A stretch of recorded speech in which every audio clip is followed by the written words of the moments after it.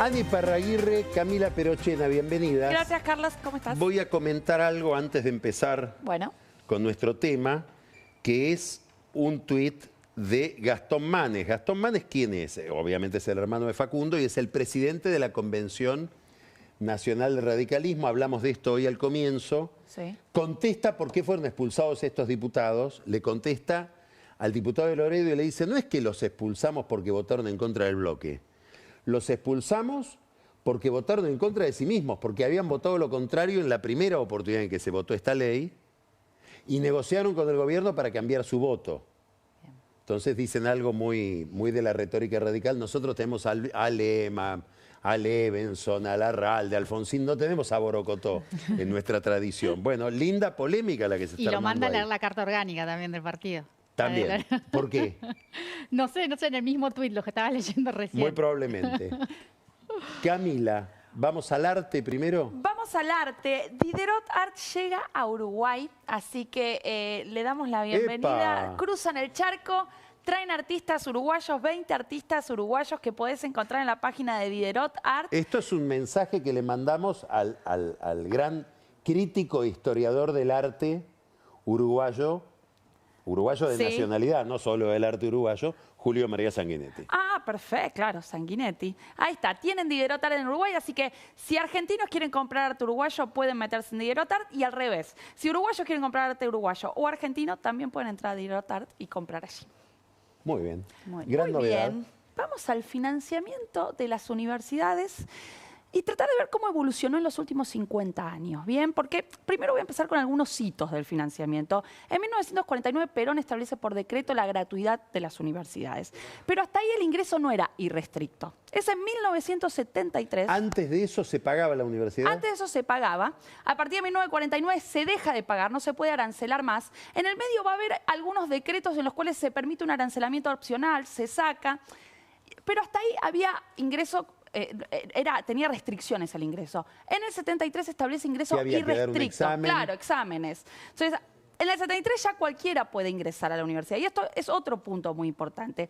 Y si bien la dictadura vuelve hacia atrás porque va a poner aranceles y va a poner restricciones, en el 83 vuelve la gratuidad y vuelve el ingreso irrestricto. Esto es importante porque para entender el tema presupuestario es un punto clave.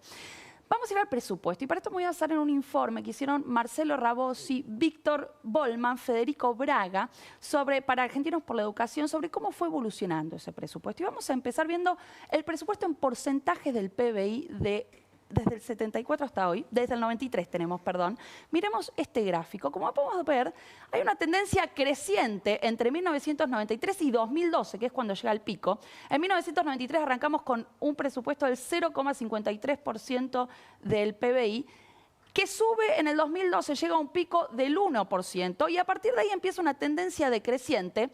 Esto llega hasta el 2018, 0,75% del PBI. Ahora, por datos que me actualizó hoy Marcelo Rabosi, es más bajo, es más o menos del 0,68% del PBI. Para comparar con otros países, para tener más o menos en claro, en otros países como por ejemplo Estados Unidos, Canadá, Inglaterra, el presupuesto universitario es del 2% del PBI, mucho más alto. Chile y Brasil, por ejemplo, es del 1,5% del PBI. ¿Qué diferencia hay? Que en esos países el aporte privado al presupuesto universitario es mucho mayor que en Argentina. Es decir, por aranceles de las familias o por donaciones privadas en Estados Unidos, Brasil, Chile, Canadá, Inglaterra, el aporte privado es importante y eso le permite al presupuesto ser del 2% o del 1,5% del PBI. Ahora bien, vamos a ver la cuestión del crecimiento de los ingresos, porque eso es muy importante para entender la crisis del financiamiento de las universidades. Acá tenemos la cantidad, cómo aumenta la cantidad de matriculados en la universidad entre 1974 y 2018. Pasamos de 400.000 a 1.600.000 en el 2018 de alumnos. Y ahora en el 2000, el último número que me pasaron es del 2022, 2 millones de alumnos. Es decir, hay un aumento de más o menos entre el 74 y el 2018, 280% de la matrícula de la universidad. Ahora bien, ese aumento de los matriculados en la universidad no se acompaña con un aumento del presupuesto. Es decir, no va de la mano el aumento, no se multiplica de la misma forma el aumento del presupuesto. Entonces, ¿qué tenemos? Y eso lo vemos en este último gráfico. Lo que vamos viendo es que en realidad hay una tendencia a la baja si miramos el presupuesto por alumno de la universidad. Es decir, mientras podíamos empezar, esto es a números del 2019, con un presupuesto de 180.000 pesos por alumno anuales, en el 2018 lo tenemos en 73.000 pesos a números del 2019 por alumno por año. Por año. ¿Y eso por qué? Bueno, porque hay muchísimos alumnos de lo que el presupuesto puede aguantar, ¿no? Entonces, si uno quisiera tener el nivel presupuestario por alumno que había antes de los 80, ¿cuánto tendría que ser? Habría que duplicar o triplicar en términos reales el presupuesto. No, digo, acá hay un problema estructural. Esto está relacionado con la cantidad de alumnos que se matriculan. Si comparamos con otros países, esto es distinto porque, por ejemplo, Brasil tiene un ingreso muy restrictivo, muy pocos entran a Brasil. Hoy me comentaba Rabosi que de 300 alumnos que se presentan, por ejemplo, para entrar a medicina, entran, creo que era 10. Hay un examen súper exigente en la universidad pública brasileña que es el famoso vestibular, que la gente sufre muchísimo. Exacto. Entonces, acá en Argentina se combinan estas dos cosas, la gratuidad y el ingreso irrestricto, que hacen que la cuestión del financiamiento sea difícil, sea un problema estructural que hay que ver cómo se aborda. Solo un temita que lo dejo para que lo tratemos otra vez, que es todo un debate que hay en Europa con números muy interesantes.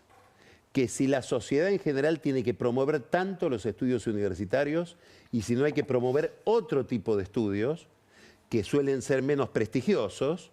Las tecnicaturas. No, gente que hace carreras extraordinarias como cocinero. Sí. ¿No? En Europa. Tema de campaña en la campaña de Estados Unidos ahora. Una de las cosas que están promoviendo. La próxima podemos entrar en ese tema. Entramos en este diálogo. ¿Por qué? Porque la pregunta es si de todos esos universitarios que mostrás vos que se matriculan, no estamos generando una gran industria de la frustración también, de gente que después no consigue trabajo y que, no voy a decir la vulgaridad, termina manejando un taxi. Pero pasa mucho eso. Un Uber. Claro, un Uber. Vamos a hablarlo entonces. Ana. Bueno, yendo a los estudiantes universitarios, hay obviamente una tensión muy fuerte entre el Ejecutivo y el Congreso por esta ley de financiamiento universitario que recién describió Cami muy bien. Y en el medio hay un actor social que son justamente los estudiantes universitarios, ¿no? Que son importantes por tres razones principales. La primera es el volumen. Hoy, entre los de la universidad pública y no pública, tenés casi 3 millones de estudiantes universitarios en la Argentina que representan el 10-11% de los votantes de la última elección presidencial, por ejemplo. En términos de volumen, es un premio muy importante a los estudiantes universitarios, pero además tiene dos cosas importantes. Una es que generan adhesión en su causa. ¿Qué quiere decir eso? La universidad pública no es la casta. Yo te traje acá un gráfico para que podamos ver que lo lanzó Surban Córdoba, una encuesta hoy donde muestra la confianza que tienen los argentinos en la universidad pública.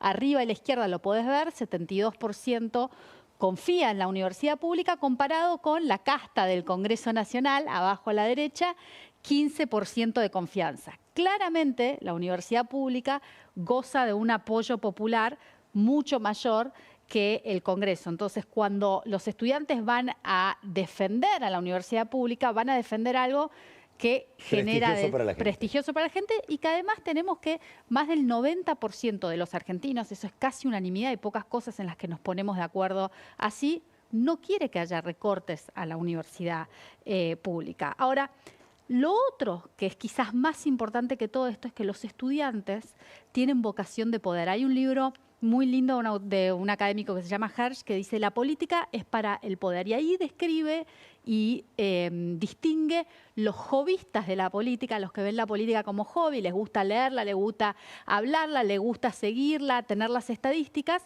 y los activistas, que son los que se embarran y quieren a la política como una acción para transformar la realidad. Bueno, los estudiantes universitarios demostraron ya, cuando en la marcha de abril, que no son hobbyistas, sino que están dispuestos a ir a la acción. Yo te traje acá algunos datos en el próximo gráfico que podemos ver, donde el 55% de la gente que vive, esto es en la ciudad de Buenos Aires, dice que pasado la marcha de abril, que estaba de acuerdo con la marcha. Pero si vos mirás entre los que asistieron a educación superior pública, ese número crece al 62% que estaba de acuerdo con la marcha. Y más importante aún, si miramos el próximo gráfico, en la ciudad de Buenos Aires, casi un cuarto de las personas dicen que participaron de la marcha.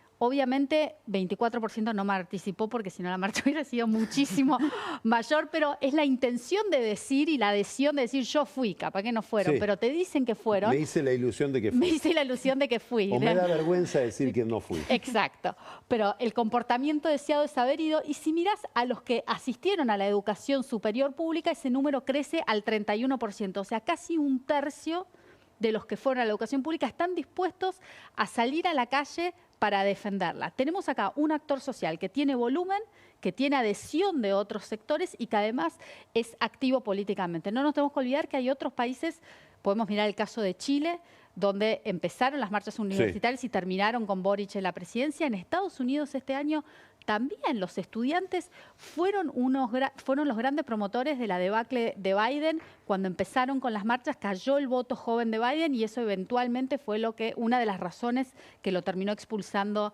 de la candidatura. Y tenemos un actor social, te repito, que tiene vocación de poder y que hay que mirarlo muy de cerca, porque si sale a la calle puede cambiar el curso de los acontecimientos y de la realidad de la Argentina. Genial, Ana, genial, Camila. Gracias. Vamos a un corte y recibimos a Carola Gil con el whisky y la serie Masa, el próximo lanzamiento de las plataformas en la Argentina después de Pichichi y después de Milei. Pichichi, obviamente, Daniel Scioli. Ya volvemos.